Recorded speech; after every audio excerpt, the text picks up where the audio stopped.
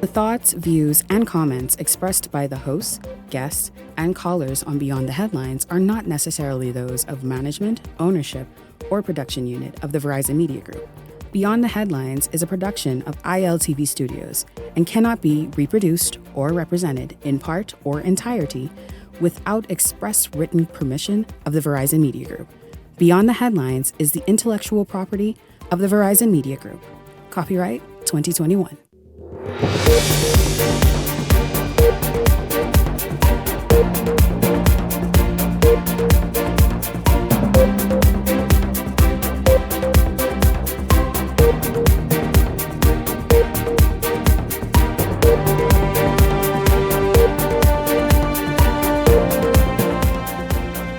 Good evening. This is Beyond the Headlines. I'm Shanique Miller. It's great to have you along this evening. We just watched a national address from Prime Minister Philip Davis on the biggest and most trending topic of the day, the Grand Bahama Port Authority and that 71-year-old Hawkville Creek agreement. Prime Minister Davis says it's time to break and reform something that no longer serves the people of Grand Bahama. And this is where we pick up this evening, right there where the address left off. Welcome to Beyond the Headlines this evening, Cassia Stewart and Glenroy Pratt. Gentlemen, it's good to have you both here. That Hawkville Creek agreement has long been discussed here on this show. Many people in different quarters have called for the agreement to be shelved or renegotiated. Gentlemen, we've discussed this, as I said, quite a number of times here. Prime Minister Davis says the people of Grand Bahama should not continue paying the bills while others reap the benefits. Your thoughts on everything that's taken place today, the news conference earlier, the Prime Minister national address just moments ago? Glenroy? You got to take this one. You got to take this one, Glenroy. Yeah, good evening. Just jump in, please. Good evening, Bahamas. Yeah, I think obviously there are some aspects to this, the whole deal that needed to be rectified, and obviously in the time that is being done is quite fitting. I believe that the country, in the time that it made that agreement, was not, to be honest with you, forward thinking. We thought what we were looking at was in the moment and not in the future, and didn't see how the impact would have been on our citizens in the years to come. But 71 years is long enough, eh? It is very long, and obviously there are some aspects of it that helped the Bahamas at the time, but there are things that have transpired since then that has put us in a serious state. But there's also some caution that I urge the government to have as they execute this as well, because obviously there is an investment that is being had by those who came into the country, and then you have new investors who are looking and seeing how agreements can be made and be broken based on the government's repositioning. And so from that perspective is also, we have to be able to tread in a way that it gives investment confidence and all the other stuff that comes along with us trying to attract foreign direct investment. You know, I agree with you, Glenroy. However, you know, sometimes you have to break some contracts. And this is a contract the people has been crying for it to be broken. The people of Grand Bahama has been saying time immemorial that the Grand Bahama Port Authority needs to go. It's like having two husbands in one home. You know, you got the government and the Port Authority, and the people in the middle is the female, but she don't know which one to choose, and so they're struggling between the two. And so that power struggle between the Port Authority and the government has hurt the people of Grand Bahama, and rightfully so. You know, the government have a right to go after the Grand Bahama Port Authority if the Grand Bahama Port Authority owes them taxes, and because it's taxes to the Bahamian people. And so for them to try to skirt around, you go after the shareholders or the licensees for your taxes, but when it's time for you to pay your taxes, you find a way to get around that. But you know, in a society, in a country that is growing, in small countries like ours, we need every dollar we can get, and the Port Authority have to pay its fair share. They got to be a part of the building if they want to be a player. And like he said, and like Penland said, if you don't bend, you will break. Well, I want to ask you all, because it has been said this afternoon and this evening, listen, this is not, and Glenroy, you hinted at it, this is not the right message and tone to send to investors. And that it doesn't show stability. And so the Grand Bahama Port Authority, quite frankly, in their release, they are they are applauding and happy because they're saying, oh, finally, it shows now and it encourages investors and would-be investors and business owners and the likes and those who are eyeing Grand Bahama to say, you know, stability is there and there is no reason for them to be shaky. But at the same time, as you said, Cassius, we do want to see a nation that operates and is not two countries in one. Yes. And we do want to see a nation that operates where if you are collecting a sum of money, then you pay to the state. Yes, the state. See, but the argument between the two husbands, the Port Authority released a statement tonight saying that they got victory.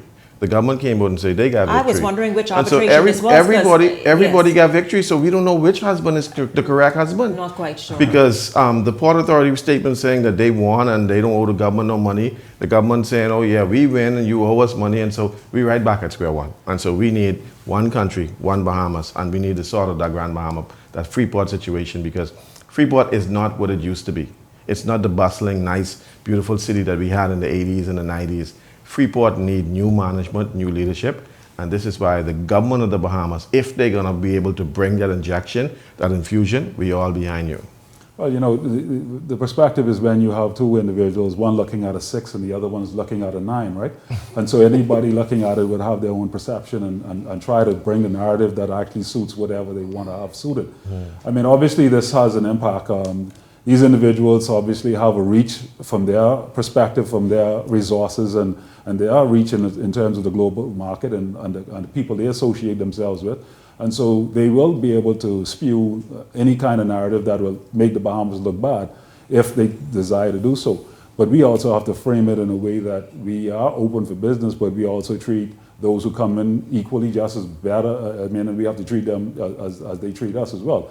You know, it's not just that you come and make your resources or make all the monies and leave and feel good about it. You have to also recognize that you're coming here because you see there's value in the Bahamian people, there's value in this country, and that value should be shared equally. But I think from time immemorial, Glenn, we've been using that as a scapegoat for the investors. So we got to make sure that the environment is investor friendly, so we let them get away with everything. They come here, they rape this country, we give them concessions beyond measure. And so, we want to make the investor feel comfortable. The only people the government really supposed to make comfortable, the first priority is the people. It's Bahamian businesses. The first priority. And so the concessions that the foreigners get, we don't get. Bahamian businesses don't get. And so we go over, above and beyond to make sure that all of the investors, whether they're coming in or out, they're happy. But the localers, we get that, we catch hell. And so the government's priority should be to us first. Now, we got to make sure that the investors are happy, and we got to make sure there's an environment where there is adjudication and they can bring their claims forward. And so that's why we get the Privy Council. And that's why we stick there. But we got to make sure take care of our own first. No, I agree with that. You know, one of the challenges in any country, and in particular this one, you know, people treat you the way they see you treat your citizens. Your citizens. Yep. And so one of the challenges is governments have to recognize that when people go into these dilapidated buildings where people have to perform on a day-to-day basis in terms of functioning in a government sector or a government employee, and they are working in less than favorable conditions and all this other stuff, there's a judgment being made about you as a people. If they see you have bathrooms that you can't maintain and all this other stuff, then they see you and they make a judgment on you as a people. So when investors come in and they see this, they feel as if they can dangle any level of carrot towards you as a populace, and then you would run towards it because you're not used to what they're giving, because they see what you now currently have.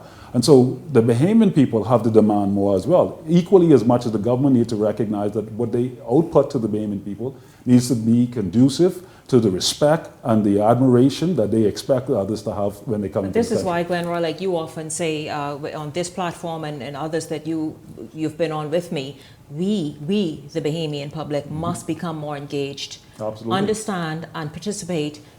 Just get an appreciation for what's happening so that you can also have a voice and speak. But speaking of having a voice, the Free National Movement is criticizing the government and its handling of the arbitration case involving the Grand Bahama Port Authority following the partial final award by the tribunal. In a statement today, opposition leader Michael Pintard said the government failed in its $357 million claim against the Port Authority. Pintard is accusing the Davis administration of taking what he called an aggressive legal path, spending public funds and failing to deliver the results promised. The opposition leader said disputes of this nature were historically handled through negotiation, but claimed the government's decision to pursue arbitration created uncertainty for investors and residents in Grand Bahama. Pintard added that the F&M supports efforts to ensure that the Hawkville Creek agreement is upheld, while calling for stability, transparency, and what he described as more competent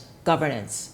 For a full read on the statement, of course, you can go onto our Eyewitness News site. Now, gentlemen, the PLP says in its own press release, which I'll read an excerpt in just a minute, but your thoughts on the Free National Movement saying, you know, come on, PLP, your government, you all were quite sloppy in handling this. You did not, and they are happy, quite frankly, that the Hawkville Creek agreement was upheld, and that the Port Authority is enjoying a level of victory after this partial arbitration. I don't know what side Michael Pintard is on. I mean, are you on the side of the Bahamian people, or are you on the side of the Port Authority? You got to pick your sides, because the Bahamian people needs relief. I mean, I've been going to Grand Bahama for 100 years now, and every time I go there, they complain about the Port Authority. People want relief from the Grand Bahama Port Authority. Now, as a member of Parliament for one of the seats in Grand Bahama, I'm not sure whether you happy that the government lost, or are you happy that the port, which side are you on? Are you on the people's side, or are you on the Port Authority side? You know, the Port Authority has been there for 71 years. They made billions of dollars extracted out of this country. And now we're saying that, listen, it is time now that that comes back to the Bahamian people. It is time now that the money you owe us come to the Bahamian people. And you're rejoicing with that? I mean, what kind of opposition leader you are? Sometimes it's sensible to say, listen, we got to take care of the Bahamian people. And sometimes it's okay to agree with the government, you know. It ain't always, you ain't got to always disagree. Because in this case, the Bahamian people would have benefited if we've gotten that $350 million, because I could have paid some teachers and nurses and et cetera, and help pay your salary as leader of the opposition.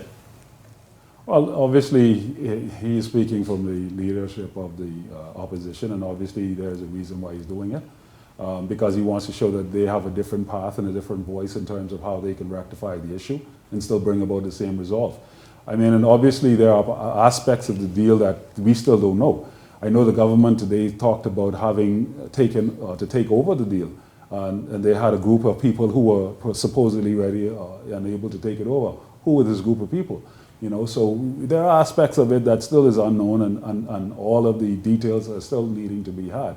And at this stage of the game, obviously, again, the Bahamian people needs to be paramount in any decision that is being made, and that the Bahamian people need to benefit from whatever decisions are finalized. Yeah. Well, I'll tell you this, I'll get to, I have people in finance, people in insurance, messaging. I'll get to one or two of your comments in a second. But the Progressive Liberal Party as well issued a statement late this afternoon, just before we came on air this evening. It says, in part, Michael Pintard issued a statement tonight and did what he always does. He folded for the people with power and turned his back on the people without it. His statement on the Grand Bahama Port Authority arbitration is not just wrong on the facts, it is a window into exactly the kind of leader he is. The Port Authority tried to claim $1 billion from this country and sought to kick the government out of Freeport entirely, out of immigration, customs, licensing, utilities, land regulation, everything. The tribunal threw out every single one of those claims, every single one. This is a statement in part from the Progressive Liberal Party this evening. And the tribunal established that the Grand Bahama Port Authority has a liability to pay the government annually until 2054. Pintard did not mention a word of it. He chose to carry water for the Port Authority instead of celebrating a victory for his own country. That is not opposition. That is surrender. Now, if I can get to one or two of the comments coming in, I love your participation, and so I try to read them. It says, this is a sad response. It is unbelievable that the opposition would make such a divisive statement. That is one comment. Another comment says, the government did not lose. The government did not lose, and they did not fail the people of Grand Bahama in this case. The point, the government is owed an amount that can be slightly less or more. So that is the point.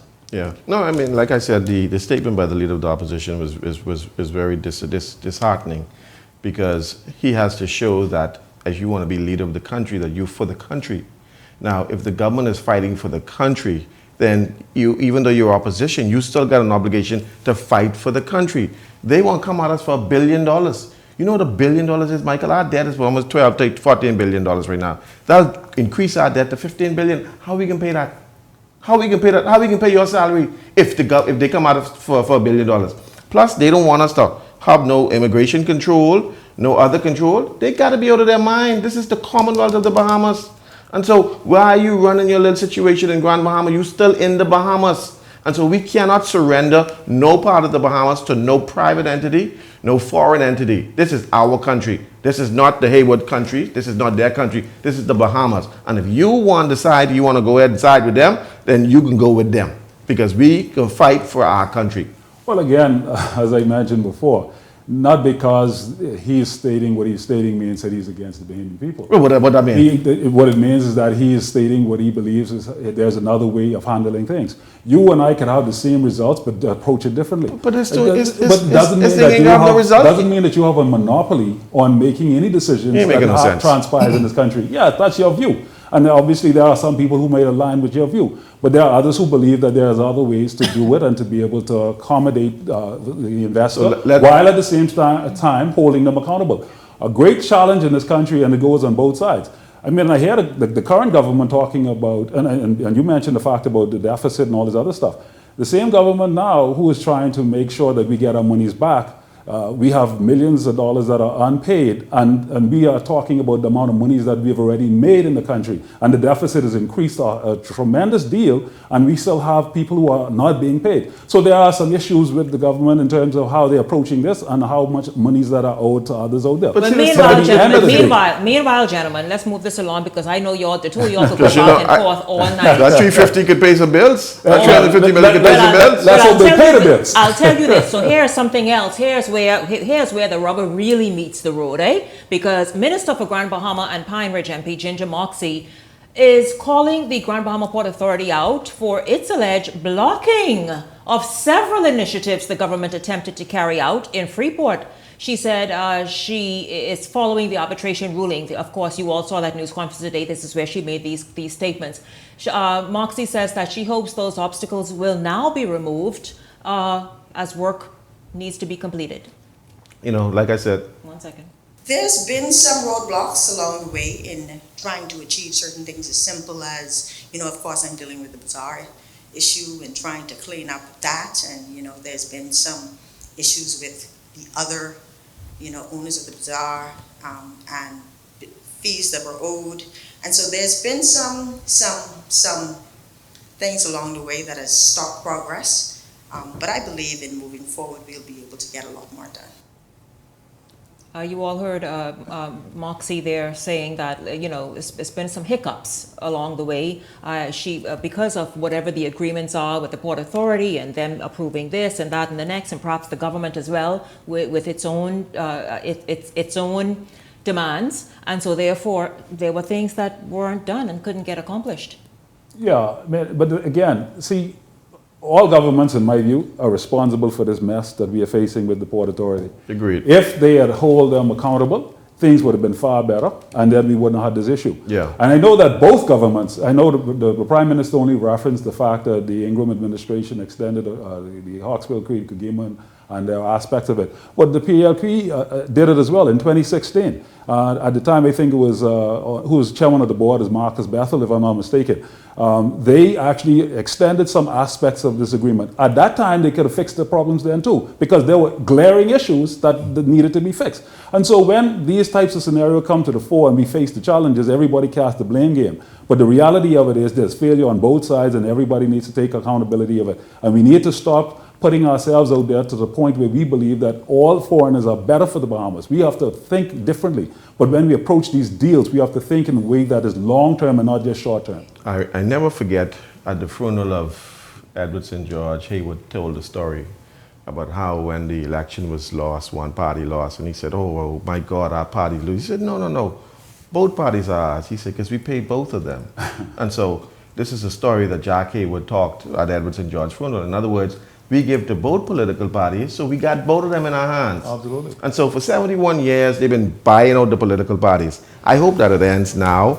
And I hope that now we now look out for the Bahamian people instead of looking out for these people who could buy their way through. Because now what they call it, the roosters, what do they call it? The roosters come on. Yeah, it comes from the roost now, and so now we got problems with them now because they figure they own the Bahamas. They don't need our immigration. They want to control the police department. They will control all the licensing department, but it can't happen. A new generation saying it can't happen. 71 years, a chapter is closed. It's now not time for a new chapter to open.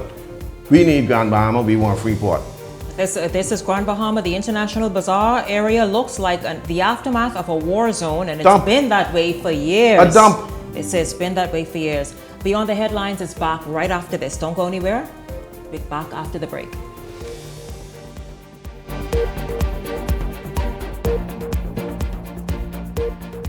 Hey, it's your boy Charlie Bahama here at Superwash. And you know how Superwash always have the latest and greatest model of washer and dryer? Well, they thought it's about time they get the latest supermodel as well. Hey, wait a minute, Mr. Charlie Banana. Just because Superwash always changing and upgrading their machines, I mean they gotta change those spokes, but they got the newest washer and dryer, and they always upgrading all their locations. And these two models, they ain't gotta change. Superwash, they washes you, cleans you, presses you 24/7.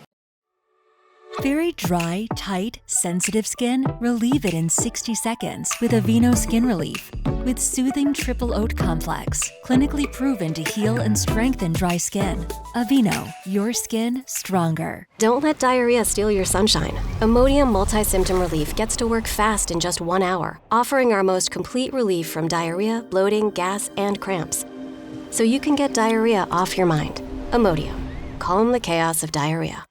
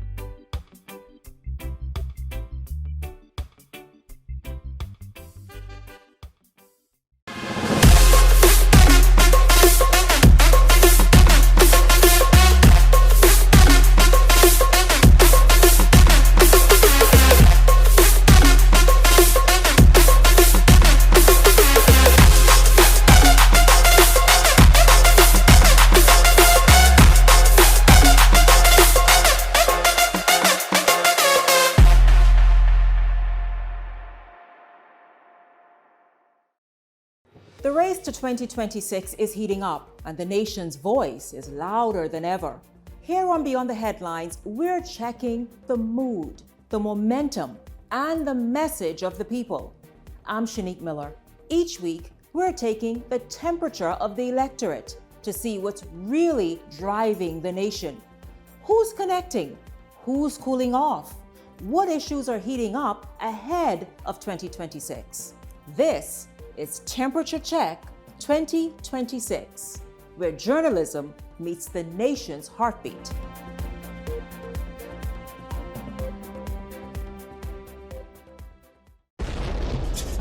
.5 is turning 8 years old. 103.5 The Beat and Keep the Vibe Alive Music Group presents The Beat Fest. It's a Bahamian musical experience on March 14th at The Pond. Doors open 7 p.m. sharp. Performing live, Shine, Stevie S, Mama D, Veronica Bishop, Funky D, all backed up by The Pond Band.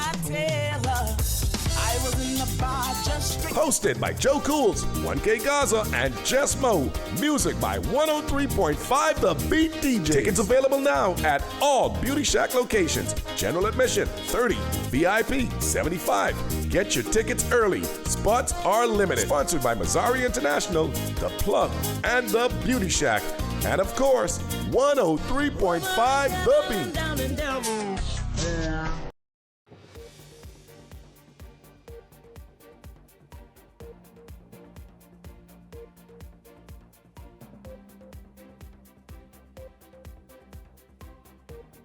This one quick, guys.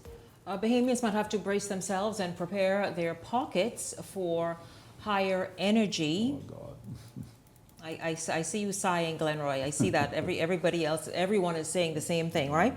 For higher energy, and that is because, of course, the U.S.-Israeli war against Iran. Gas prices last reached an all-time high in 2022 during the Russia-Ukraine conflict. And Economic Affairs Minister Michael Alkidis says the domino effect of the ongoing war has already begun. Yesterday was the spike in oil prices, and so anytime you have oil prices go up, that affects, of course, gasoline prices, it affects the cost of transportation, the cost of energy. Being an imported country, it affects the cost of shipping to get goods here into the Bahamas. And so that is one of them. And then, of course, it affects the cost of gasoline that we have to put in our vehicles, both individuals and businesses. In the meantime, there's been some relief found in a pledge by members of the Organization of the Petroleum Exporting Countries, which include Iraq, Nigeria, and the United Arab Emirates, to increase production to offset the war's impact. However, Halkitis claims the government remains focused on finding long-term solutions. It all depends on how long this is and how much it spreads. But for us, we are in a monitoring mode right now. That is why it's so important for us to continue to concentrate on things like diversifying our energy, using more renewable energy, paying attention to food security, producing more of what we eat, and improving our fiscal situation so that we are better able to withstand any dip in global economic activity. So in the early stages, to answer your question, we have seen some impact on prices, and we are just hopeful that these things are resolved quickly. Well, gentlemen, of course, there's nothing we want to hear. We all know and feel well, first of all, the cost of living has been an issue now for a handful of years everywhere, right? And with this war and without an end in sight, we know what that oftentimes leads to, from cost increase in fuel and all the rest of it. Certainly, of course, we look forward at least to some easement in April when VAT should be removed. Glenn Rice, you looking at me on the side of your eyes. When VAT, at least on food items, should be sort of just eased some. Yeah, and obviously with the global trend, with the challenges now, the food costs will go up, so how much impact VAT being moved off of it will be felt is yet to be seen. And there's other aspects that will possibly help us with that region of the world having its challenges now. It certainly may boost our tourism market because obviously there is an element of feeling safe closer to home. And so those who would have probably traveled to Europe or traveled somewhere in the Middle East, being Dubai and all those other locations, may take a break from those locations for quite some time. And then we had that situation recently transpired in Mexico, and all that's happening down in Cuba and all the other places certainly gives us an opportunity. Right now, we just need to leverage the amount of revenue that comes into the country and be able to brace ourselves and be able to help our people to weather the storm. Because the reality is that we have a president in house who's going to be there for the next 3 years. And if his stance is as bold as it is now, we don't know what we will face in years to come. So right now, we just definitely have to be alert, be vigilant, save your dollars, and be smart. Well, I think because we're in the Western Hemisphere and Trump has just made some moves in Venezuela, this month, I think between this month and last month, I think the U.S. bought some 30 million barrels of oil from Venezuela with billions of dollars. And so they have a large stockpile of oil now. And oil should be traded on this side of the world. So that side of the world oil, I'm not sure if we play our cards right as CARICOM that we could negotiate part of those deals between the United States and Venezuela for oil. Because really and truly, they have enough oil to be able to take care of all of our needs in the Caribbean region. And so the Iraq war going on, but that should not necessarily affect us because of the distance. I know that the West Coast in California is now having a shortage of fuel, but considering where we are and that, all the oil have to pass us to get to America, then listen, buddy, drop some off. Give us some. And so we got to be able to negotiate, but CARICOM as a bloc got to be sensible because if you know this is going on, America just bought between 30 million barrels of oil. We only need a few. We only need about 2 million. And so let's go ahead and negotiate between, well, you can't negotiate with Venezuela, you got to negotiate with America to go to Venezuela to get the oil. But that's the sensible approach, so that we don't have the hemorrhaging and we don't have the headache. Yeah, we got to refine it though. I don't know how much we are having the ability to refine the oil that's coming from Venezuela, because some of the pumps and all that stuff down there have some serious issues that some of the oil companies and the giants didn't even want to go in Venezuela for that same reason, because the amount of time and resources to build the capacity to be able to extract some of that But they did very say, limited. the president did say that they have the capacity to refine the oil from Venezuela, because That's what he said. It's a thick crude. But the oil giants are saying something different. But they just bought 30 million barrels. So 30 million barrels is working. Barrels, but refinement is still the thing. And so, listen, let's go and negotiate with them, because they got the oil, we need the oil. And so if you all don't do it, you're gonna have to get solar panels in a minute. We need that. Yes. Even if you get the oil. And get your Tesla car, Shanique. You get your new brand new EV car. That's it. I'm going to get the Tesla car, yes. Gentlemen, I thank you both very, very much. Listen, don't go anywhere, because when we come back, I know you all saw the big headline today, and that is the two near misses. That's right, one in Exuma, one in Eleuthera. Quite frightening to think about. When we come back, we hear what Civil Aviation is saying, and also we hear from Backspin. Exactly how far are they with ensuring that the Bahamas airspace is a lot more secure? Beyond the Headlines is back right after this.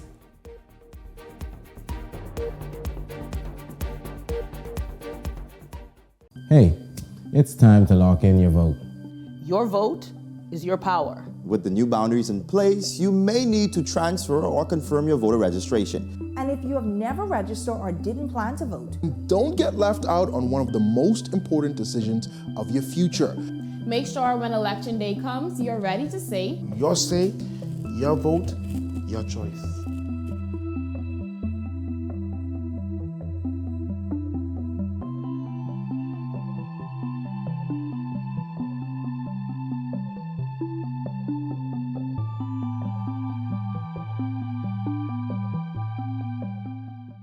The Fox Foundation proudly presents the keynote speaker for the 3rd Annual Women's Entrepreneurship Initiative, this March 19th at 7 p.m. at the beautiful Baha Mar Resort. Get ready to be inspired by Randy Zuckerberg, tech innovator and the creator of Facebook Live. She revolutionized real-time digital engagement, empowering individuals and brands to broadcast instantly to global audiences. And now she brings that innovation and insight to the Fox Foundation's 3rd Annual Women's Entrepreneurship Initiative, March 19th at 7 p.m. at the Baha Mar Resort. Under this year's theme, Give to Gain, join us for a night designed to inspire growth, spark opportunity, and strengthen the future of women in business. Play for fun, not for funds. In the Bahamas, we play hard, but we live smart. We love a little competition. A little excitement, a little thrill. And at Idle Luck, gaming is all about entertainment. Shared moments, celebrating the wins, and enjoying the experience. The key is simple. Play for fun, not for funds. When you set a budget before you start, and know your limits, you stay in control. And when you're in control, the game stays what it's meant to be. Fun. So play for fun, not for funds. Must be 18 and over. Island Luck reminds you that it's only a game, so please game responsibly. 103.5 is turning 8 years old. 103.5 The Beat and Keep the Vibe Alive Music Group presents The Beat Fest. It's a Bahamian musical experience on March 14th at The Pond. Doors open 7 p.m. sharp. Performing live, Shine, Stevie S, Mama D, Veronica Bishop, Funky D, all backed up by the Pond Band. Hosted by Joe Cools, 1K Gaza, and Jess Mo. Music by 103.5 The Beat DJ. Tickets available now at all Beauty Shack locations. General admission, $30. VIP, $75. Get your tickets early. Spots are limited. Sponsored by Mazzari International, The Plug, and The Beauty Shack. And of course, 103.5 The Beat. This segment is brought to you by EV Motors Fleet Sales Division. For 2026 commercial vehicles, call 821-2403 today.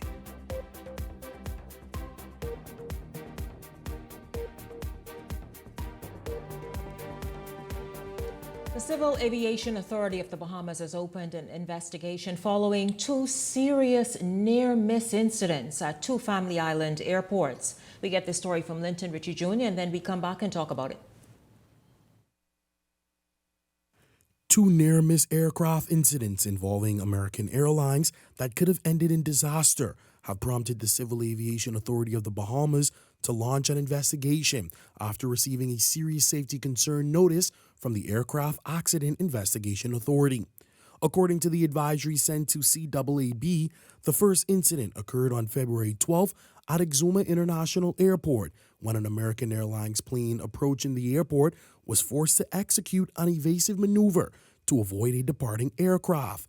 The sudden maneuver resulted in two flight attendants seeking medical attention.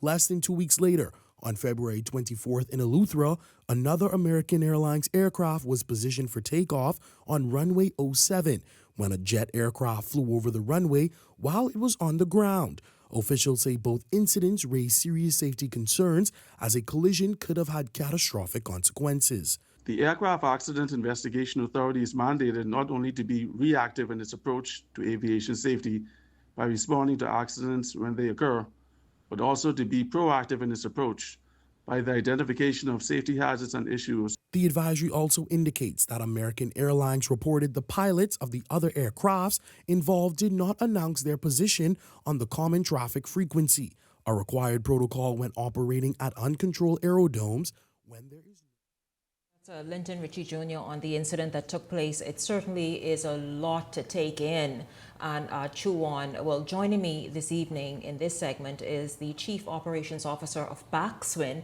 You all have heard a lot about that. BACSWIN's role really is just to kind of assist, among other things, with that very thing, making the airspace safer. Well, joining me, as I said, the COO of BACSWIN, Michael Strawn. Michael, good evening to you. Certainly not an issue to take lightly. No, not at all. Thanks, Shanique, for having us here again. In light of everything that's going on, this highlights what we've been, talking about since the heads of agreement has been signed, and working along with the local counterparts to make sure that we have a firm and robust plan in place to improve the safety around these airports, especially the Family Islands, which most of them operate in an uncontrolled manner without air traffic control and other infrastructure that would happen at some of the larger airports, mainly LPIA and so on and so forth. So it's unfortunate that this has happened, but this is the kind of incident that we've been kind of warning that could potentially happen, and we're happy that there was no loss of life or anything catastrophic that took place. We're happy. Well, I did speak also with Kendall Dorset earlier today, and he said, listen, Shanique, I want you to stress that in 2025 there was no loss of life in the Bahamas in the air as a result of any aviation incident, and so he wanted that stress. But let's just talk about BACSWIN and why it's so important, because people's like, what is BACSWIN? What are they doing? Well, they signed a heads of agreement. What's happening? How come this is happening, and why are they just sitting there? So let's just talk about BACSWIN. Let's talk about what is BACSWIN doing in the interim right now on Family Island airports. One was just commissioned on Saturday, Mayaguana, an international airport. What is BACSWIN doing right now to ensure as best as possible and prevent something like what we saw from happening? Well, I mean, the main thing that we have to understand is that to prevent situations like this from happening, you have to have data readily available for the pilots that's operating in these airports. So we've been doing an extensive upgrade and maintenance program on the existing infrastructure. We have teams that are being dispatched to Abaco, San Salvador, and a few of the other operating airports to upgrade and maintain the AWAS systems, the ADA systems, but also we're in the advanced stages of infrastructure planning. We want to be able to install the relevant equipment that's under our mandate at all of the operating airports. And so the Bahamas has a unique problem in that most countries of our stature in the Caribbean have 1, 2, maybe 3 airports. The Bahamas has 26 airports that they have to manage, maintain, and put safety equipment in. And so, as you know, the government can't take that load on by itself. It's a very costly endeavor, not only to install, but also maintain the infrastructure. Maintenance is important, we know that. That is something that we have been working in the past year to maintain and upgrade the existing infrastructure while so we already deliver. then there is improvements and installation of this type of technology that's needed to assist pilots. Correct. And we're excited to work with the local regulators and also the counterparts to not only provide the infrastructure but to share the data. And so these instances that happen at these uncontrolled airports, it all boils down to a lack of data and lack of infrastructure. Also, so these airports, which is North Eleuthera, are super busy. I don't understand how Boxman ain't there yet, because super busy, and then Exuma, another busy island. And so this technology you're talking about is not on those two islands as yet? And the problem is that they recently signed agreements. Well, Exuma is currently under development, and so it's almost, we're in a catch-22 situation because they just signed an agreement to redevelop North Eleuthera Airport. It would be counterproductive for us to put new equipment in just to have it torn out as they rebuild these airports, and the same goes with Exuma. Now, we are trying to put interim stopgap measures at some of these airports to provide, in the short term, more robust weather reporting on the airfield and other conditions that pilots need to operate. But what essentially it boils down to also is that we have a problem, and I think those that use the local aviation infrastructure understand that when you fly into these smaller airports that don't have air traffic control, it's almost like the Wild Wild West sometimes. Pilots, while they are trained and certified to operate these aircraft efficiently, and thankfully we've had no loss of life or major incidences in the past year, you can't just operate on luck. No, I mean, my God, you can't be like any, mini, miny, but nobody wants to hear this. Yeah. And so, I mean, from a company standpoint and a corporate standpoint, it was important for us to identify what the gaping holes in some of these things are. The Federal Aviation Administration has made numerous statements regarding the lack of data, flight tracking, and other infrastructure that's needed for the safe passage. And unfortunately, this incident involving 2 American Airlines jets kind of shines a light on that. And two commercial airlines. I've been on record on saying is that, the incident that happened in D.C. In January that unfortunately resulted in the loss of life with the aircraft on approach, we're not too far off from something like that happening if we don't get this right. But listen, again, how many airports have you already gotten this right on? Where are you in building this out? So, from an infrastructure standpoint, we have operational. The current equipment that the Bahamas Department of Meteorology already had installed, we upgraded those, calibrated the radars. We got the ATISs and AWOSs at 9 airports and fully functional. Those can assist pilots as well? Yeah, those can assist with information on the airfield, give real-time conditions, especially, for example, we had an intense focus on making sure the equipment at San Salvador was functioning, because San Salvador is a unique airport in that the Club Med Resort brings in a A350 once a week with 300 plus passengers. And we were actually on the ground doing a site assessment, and the ATIS failed. And so the aircraft was circling around and was this close to making a diversion in Nassau. Thankfully, we had our technicians there that was able to get it fixed in time so that the aircraft could land safely, because they couldn't get any y'all kind of stepped in real time. And we just happened to be there. If our team wasn't there, then that plane would have had to come to Nassau for whatever reason, and it would have sullied the integrity or made it a very uncomfortable situation for our visitors that come to the Bahamas and look for the experience to start from they land until they depart, safety, sunshine, and sea. So that is something that we are keeping our eye on, and it's something that we have to discuss daily in our office. We know the challenges with the infrastructure, and we're happy that we've been involved to some degree in the planning of some of the new airports as being constructed and getting ready to be opened. Arthurstown, we ordered equipment to put there for the airfield, and I think that airport should be opened shortly. And then they're starting to develop in New Bight and a few other airports where our team has been involved with putting the plans in place to have the relevant infrastructure that's under Baxman's purview put at those airfields. This is great to hear, Michael Strawn from Boxwind, because I'll tell you, it eases a bit for Bahamians. Now, we want to know when it's all built out and the systems are working. You mentioned that you all were at the right place at the right time in San Salvador. But let's talk about your role, and are these various sites and the technology there going to be integrated into air traffic control? That's the intention. So we have some radars and equipment that we're investing in that has cross-utilization with our counterparts, and we haven't finalized any agreements between the entities, but it's in the advanced stages of MOUs and collaborative agreements being signed. But the hope is that we're going to take on the load of investing in the most advanced technology that all of the counterparts involved with safely managing the civil aviation sector can take advantage of, not only from a weather standpoint, but from a flight tracking standpoint, flight monitoring standpoint.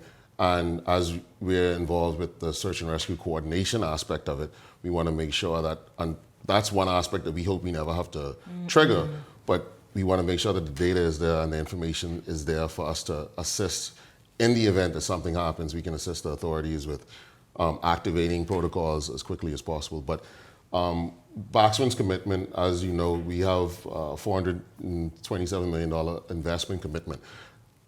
Almost 70% of that is allocated to infrastructure. And so over the next 3 years, you're looking at about $100+ million in equipment that has to be purchased and installed.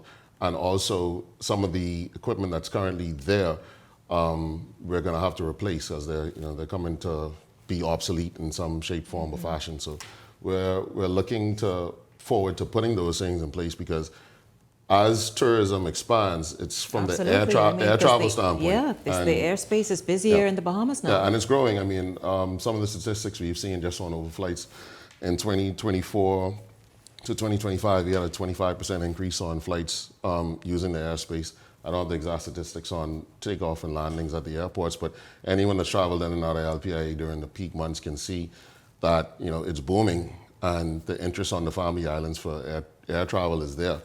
But the impediment is that we want to make sure that as those airplanes come in, they can come into a safe place that has infrastructure, that has EMS there, that has fire trucks there, that has everything that they need to safely operate and to give the passengers and the general public a peace of mind when using those facilities. We see the Civil Aviation Authority, we see CAAB, like maybe that all of them, the investigative branch, which Kendall Dorset heads.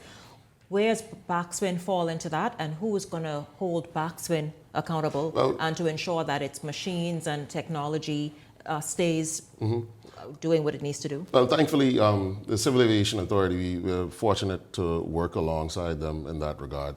They're the civil aviation regulator for the country. And so they will be the persons that provide the checks and balances, in addition to internally with NCAR, our partners with our QMSs that's going to be implemented to ensure the highest level of standard is met. One of the things that we pride ourselves is that what we're building will exceed any current standard that is in existence. And that's why we're building out a next-gen aviation weather center. We know what the base standards are, and we're taking that and we're exceeding that to the highest standard. It's going to be the first of its kind in the region. And that's something we take pride in, but we're fortunate to work with the government of the Bahamas and CAB and all of our civil aviation counterparts to ensure that collectively we can make the aviation sector more safer and give passengers a different level of comfort as they traverse through the Bahamas or come here for a vacation, or even our locals as they take off and go to the United States or the Family Islands. They don't have to worry about what's going to happen when they're on approach at an airport or when they're moving through the airspace. Listen, that is so important. I want you to, as we wrap up, to speak to the Bahamian people, look in the same camera right there, and assure them about the safety of their airspace and the confidence of flying. Yeah, I mean, one thing we have to take pride in is that we have some of the best aviation professionals in the world. And the testament to that is that last year we didn't have any loss of life in the aviation sector.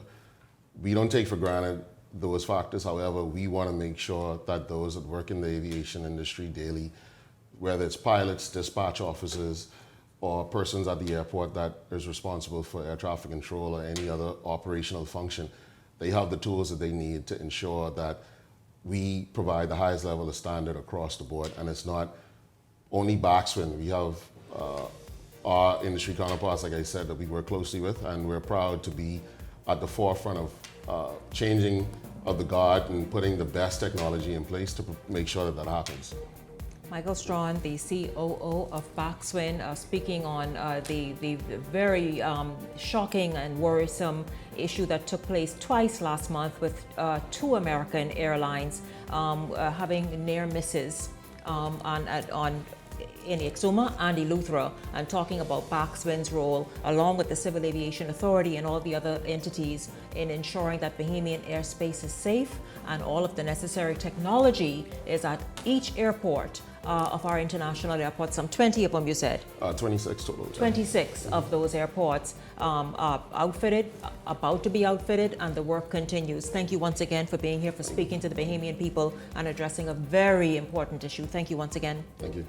I want to thank also at the top of tonight's show, of course, we started with that national address by the Prime Minister, and then, of course, my panelists, Cassia Stewart and Glenroy Pratt, and, of course, here in this segment, Michael Strawn from Backswing. Thank you again. And a big thank you to all of you this evening, and thanks for participating, by the way, those comments that came in, and I shared some of them. Thank you very much for participating. Thank you for watching. Thank you all so much for tuning in. For the entire Beyond the Headlines team, I'm Shanique Miller. Make it a great evening, everyone.